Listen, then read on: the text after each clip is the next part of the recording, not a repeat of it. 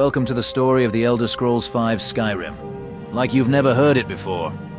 This story isn't told by the one Dragonborn that masters all, but told to you through the eyes of many different characters. From the good and the bad and those in between. From soldiers on both sides of the Civil War. From warriors seeking honor. To mages seeking great power. To thieves seeking to get wealthy. To assassins seeking fear. And those who are cursed children of the night seeking justice. And those who were simply in the wrong place at the right time. Welcome to the story of the Elder Scrolls Skyrim, told to you by all of us that take part in it. We hope you enjoy. If you like these stories, chuck us a subscribe and your credit card number. Oh, come on now, that's not in the script. Hope you guys enjoy. Have a good one. Chapter 32. Blood and Gold. I've been doing the same thing since I arrived in Skyrim during the 4th year of the 4th era, hunting Daedra and bringing justice to the scum of Skyrim. In recent times, Skyrim has been engulfed in a civil war between the West backed by the Empire and the East Stormcloak rebels. This war has made my job that more important. With less guards dealing with the bandits, bandits can pretty much do what they want to the good people of Skyrim, without any repercussions. Also, in recent times, I found another vampire who wishes to use her curse as a gift to others. She will help me hunt down the scum of Skyrim. And so will Freya. I found this one as a young girl freezing to death on the roads. I took her in and trained her. She too, like me, is a bounty hunter, but she's more of a daughter to me, and I love her dearly. There is nothing more important to me than Freya. Of all the good things I've done as a vampire, raising her beats them all. I'm proud of the woman she has become. She's strong and fierce and merciful. More merciful than I'll ever be to those that seek to hurt others. She came to see me, to see if we could team up and hunt some big game. Time with her is always cherished. I would never say no to that girl. With all three of us, we can hunt a bigger range of scum and earn more gold. Plus, giving Zarita more training is always needed. I can train Zarita how to fight, but she has to teach herself to not lose control. Her bloodlust can become her greatest enemy. I had to introduce them to each other.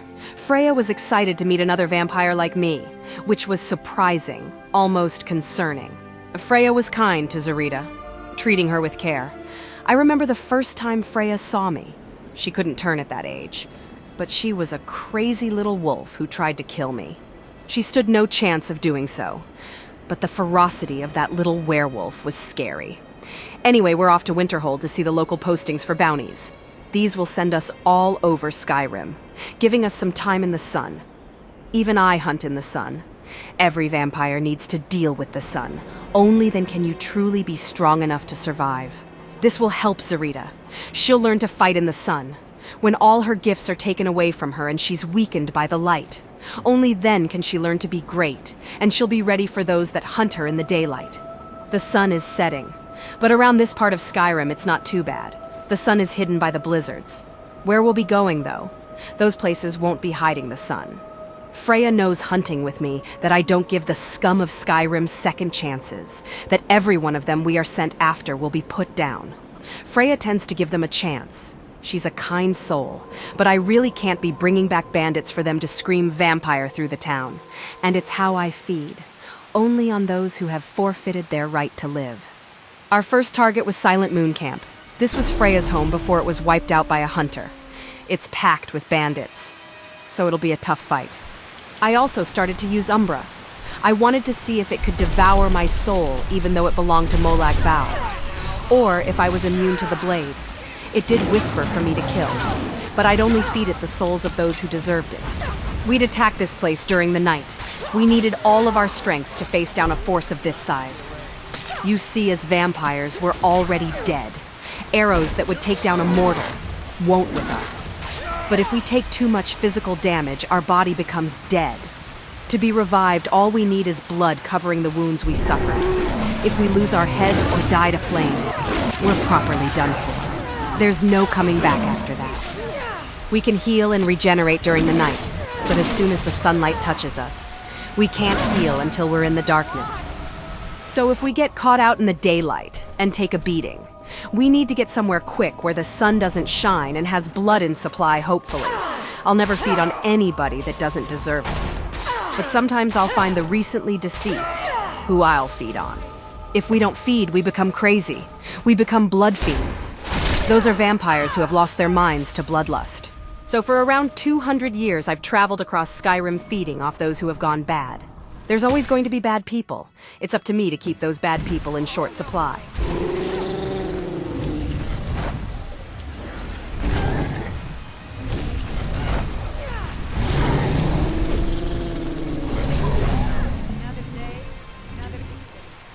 Sometimes giant clans would get too big and think they could kill anybody on the roads. When they stepped out of line, we reduced the numbers.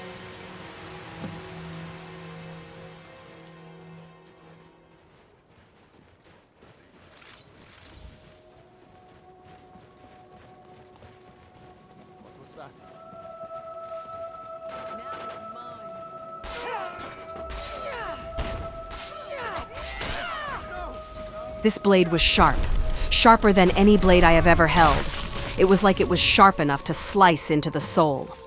Most of our contracts were complete. All we needed to do was feed, then head into the Reach and deal with the Forsworn. These pay good money, since none are willing to hunt them. But I will. They are Daedra worshippers, and the worst kind of people. The Reachmen are animals, worshipping the Daedra, sacrificing innocent people, even babies and children. If I knew where they were all hiding, I'd make the time to clean the Reach. Every so often, one clan will get sloppy, and the Jarl will find their location and put out a bounty. For mortals, you'd need a small army of hunters to take them down. But for us, under the cloak of darkness, they stand no chance. We had fed on our targets, and I had filled Umbra with many souls. The sun wasn't far off now. We should head to Markarth and wait for the Jarl's steward to awake and claim our gold. We'll wait for the sun, and Freya will get some sleep. Then we'll get our last contract done, to rescue some noble Redguard from the city of Whiterun who's been stolen away. Us vampires didn't need to sleep like mortals, so we'd slip some blood into our wine and wait for the day, while Freya got some sleep. We couldn't just walk in like corpses.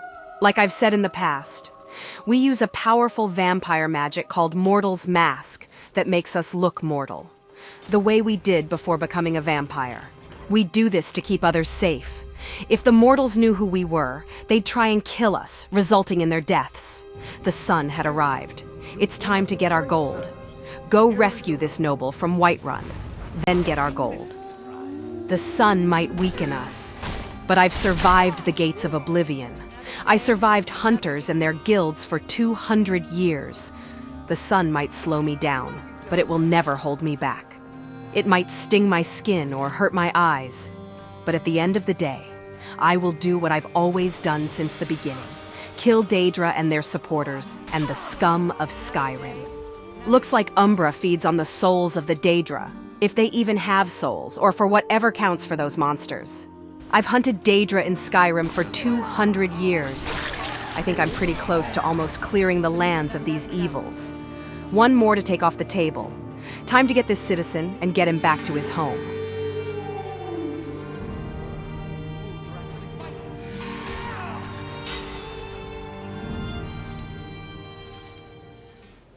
All the way back, this fool wouldn't shut up about how important he was to Whiterun, that the Jarl relies on him. In all my years, this is the first time I've contemplated killing an innocent. How could anybody talk about themselves for this long? Getting him to Whiterun is reward enough. May the Nine give me more patience. Freya thinks it's funny. I can see the smirk on her face from the back of my head. She would ask him how important he was. Maybe I should have let her freeze. That girl likes to tease me. Even as a little girl, she would play pranks and try to rile me up. I might look somewhat 24 years old, but I was born in the year 412 of the Third Era, so I'm around 222 years old. I grant you a new life. What is he doing? No, I better stop this from going further. On, get up. Oh, hello there. I did notice you come up. I was focusing my magicka. Or at least I thought I was. I don't really know what I'm doing. You don't have to tell me that. See, my grandfather was a wizard. My father wouldn't talk about it much, but I found some of his things in the attic, including this staff. After that, I thought I was turning into a wizard too, because dead things near me would come to life again for a while. I even went to the College of Winterhold. They just laughed at me. The magic is in the staff, not in me, they said.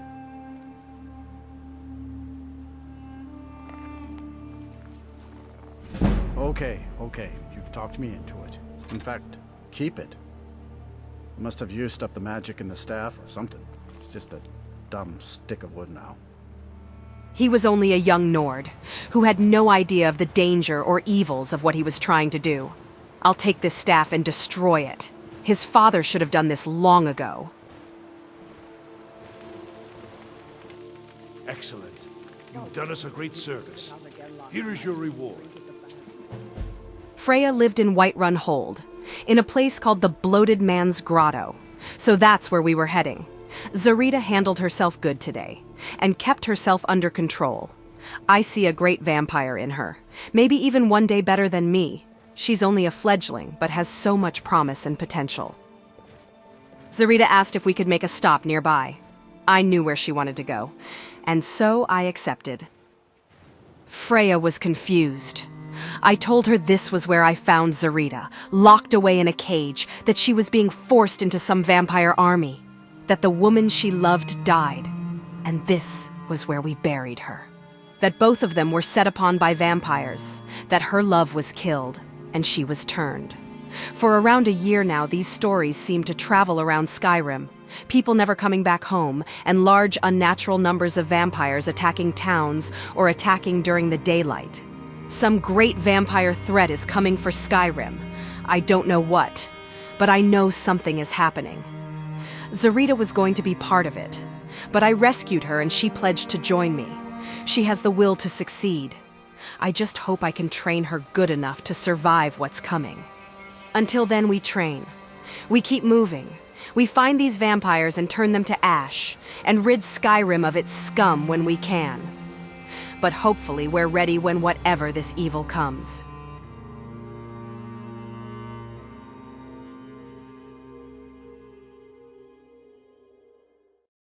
Welcome to the outro. Now I just want to say, if you haven't watched the previous episodes of Cecilia, obviously the first one might be chapter 20. I don't remember the names of them. Let me go check real quick. Now obviously chapter 1, which Cecilia opens up the story of my Elder Scrolls game. And there's, we go further down, I don't remember which one it is, to be honest. We've got chapter 14 is her next story. And then chapter 18, which she, will meet another character in this story, which is Zarita, on the kind of how she came to be. So I'd suggest watching those before, it's fucking too late for that, you're already at the outro. But hopefully, if you haven't watched that and you're here, go back to those and watch those, and this episode will make a bit more sense. But also, watch chapter 1, chapter 14, and chapter 18. Also, this Cecilia's in this one too. I think this is where she gets Umbra. But yeah, chapter 18, chapter 14, and chapter 1. Especially chapter 1, that's my favourite. But yeah. Now, I decided to go with Cecilia because, it's been a while since we've seen her, and this isn't following any sort of quest. It's none of that. It's not, some sort of Skyrim quest or DLC quest or mod quest. This is just sort of an update, on what she's doing in the background. This is sort of what she's been doing since every other chapter. She's like a Terminator. She just keeps doing what she's doing, and she's done it for a couple hundred years. And a small little recap of, Zarita and all that sort of stuff, and her most favourite person in the world is the girl she raised to become a woman. I guess you say her daughter, Freya, the little girl that she raised. Because again, being a vampire for 200 plus years or 180 years, be very lonely, and then eventually a little girl, she had to raise, and she became a bit more human because of this little girl. But yeah, I always thought it's a cute little relationship, and you see, Cecilia and Freya right here are my very first characters. When I ever first started playing around with other characters, it was these two. These were the first two, a supernaturals as in a werewolf and a vampire. So they hold a special place in the story, and of course in my heart, these are great characters. And Cecilia's one of my favourites. She's like Batman in Skyrim. She's just, she's sort of, instead of like, sparing people's lives, she cuts them down if they're no longer worth it. But again, like I said, Cecilia's probably my very first character. And it's kind of great that she was actually my first character in this story arc of the game. But we're going to go a little bit future ahead here, and we'll get to some rather important bits of the story. Now, in most chapters that Cecilia shows up in, she's kind of always just in an inn during one of my other character stories.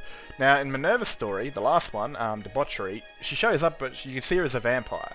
That's because we're looking through the eyes of Minerva, who's a skilled magician. She can see illusion, and right in front of her. To everyone else, she looks like a human, but to Minerva, she can see what she really is. So this is the reason they hide themselves, because like the last thing you want to do is look like what Cecilia naturally looks like. And if people walk in, they're definitely going to notice something's off, something's wrong. And the entire town would go batshit crazy. It's a vampire. A vampire is like a goddamn terrorist. They are bloodthirsty. I just want to reference that, like I started using Umbra for this playthrough, because I don't know, man, if like Umbra can take the soul of a vampire since it's already owned by Molag Bal. But maybe it can, because it is its own sort of Daedric identity. It's like stole power from her scene. The sword has its very own identity. Eventually it eats the soul of the user, and it corrupts him, and the sword and the person become the one. The sword devours the soul of the user, and then eventually taking full control of the body. But I don't know if vampire souls can be taken. I mean, do they even have souls? Yes, you can soul gem them, but I don't know, man. Like, maybe their souls have already been claimed. It's like, as soon as death, they wake up in Cold Harbor. But maybe, as soon as they become a vampire, they lose their soul. But I don't know, man. Like, maybe those that cure themselves might get it back somehow, whatever. Or it's a soul. Like, maybe that's why the cure is a soul trade. Because, in Valium, when you cure yourself, you need to give a mortal soul to get your mortality back. And maybe it's a trade from Molag Bal to, again, you give me a soul and give your soul back. That sort of thing. All that sort of stuff. But, I thought this... I've had to rescue Nazim twice now. What is this fucking dude getting up to? Like, I had to rescue him on Tonarok, and Tonarok wanted to kill him. And it's just... I never really knew about it until a couple of years ago that everyone hated this guy. I just ignored him because he was a dickhead. But everyone seems to kill him, so I thought, like, let's not kill him. Let's just have a laugh and kind of ride on the nostalgia that everyone hates him. And all these characters are going to hate him because he's an upstart prick and stuff like that. This was another of those things when it comes to, like, just a day in Skyrim. I mean, when I planned Skyrim, when I was doing the story, I planned the start of it, the middle of it, the end of it. And the thing about Skyrim is that it's very versatile. It has a mind of its own. I mean, that's the great thing about storytelling, is when you're telling a set story, things happen. The story takes its own path. It's very much an Elder Scroll. It's got points in like drenched in ink, and then there's space to write extra in, and Skyrim does it itself. The best part about storytelling in any sort of format is that sometimes the stories take control of themselves and they wander off. And this is kind of the thing that Cecilia doesn't want happening. A young guy that wants to learn how to resurrect the dead. Like, that's some dark magic. That's the sort of magic that created what she is. From Molag Bal, Milig Bal, whatever you want to call him. But things like this happen, and it happens so many times in my game. I love it. That Skyrim is such a open sandbox where I've created this story from start to middle to finish, and things happen. Things happen out of my control, which is awesome. It just adds better value to the story altogether. Now, this is another thing that comes from, I don't remember the chapter name or chapter number. This is from Zarita's story. I kind of wanted to come back here later and kind of add a tombstone, sort of like some time has passed, and I think it's been a few months. But with Zarita, she was taken, right? Her friend was killed and she was taken. And in my game, I'm trying to add like a sort of... I'll just pause there for a second. I'm trying to add a sort of like understanding to the viewer that something's happening in the background. There's like vampires attacking people on the roads. There's vampires attacking people in the daylight. There's very soon, in another chapter, they're going to start attacking people in the cities. I want this sort of presence being known that vampires are starting to rock up. Something's happening in the background. Especially to those that take notice of those sort of things. And Zarita, the whole imagination with it is that Cecilia didn't turn up. she would have been just another soldier in the ranks of the Volkir clan. Now the Volkir clan, you know, like the game doesn't really express it that much in vanilla because it's just vanilla sort of thing. But all of a sudden they come out of nowhere, from this castle that no one's bothered to go to in a few thousand years, and they've got like a shit ton of vampires killing people and stuff like that. What I wanted Harkon and his family to start coming, like, you know, start building an army, start building a presence, and you got vampires going into bandit camps. Because those are missions that they give you, the Dawnguard give you, is go into this camp and kill this vampire before he turns a whole lot of them.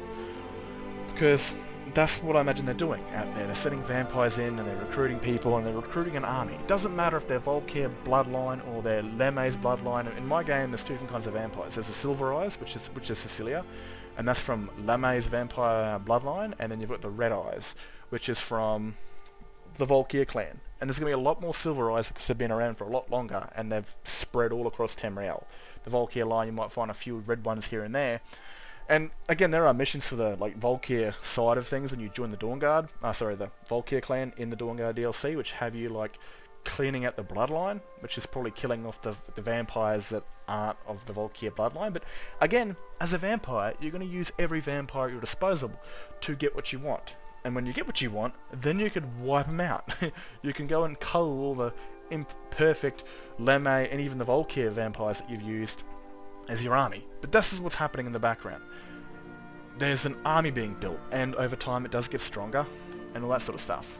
But here we are, we're visiting an old friend's, an old lover's grave, and if anyone has watched that chapter, it starts off quite boring, but it does get quite emotional at the end. So if you've got a soft heart, I'd suggest getting some tissues if that's normally your thing. If you've lost someone in a sort of tragic way, that might be the go if you haven't watched it yet. But again, I am building to a presence that something's happening in the background, and Cecilia has started taking notice because, you know, in a few of my chapters I've had vampires attack me out in the roads, or things I've done in the background that I haven't actually showed off yet. But I really want to get into story building where it's like vampires start showing up, like a group of 20 vampires attack Senturos and his legionaries or Sigund, and like, what the fuck? Why are they attacking us? Anyway, I hope you guys have enjoyed this story, and yeah, let me know in the comments if you do. And cheers for watching.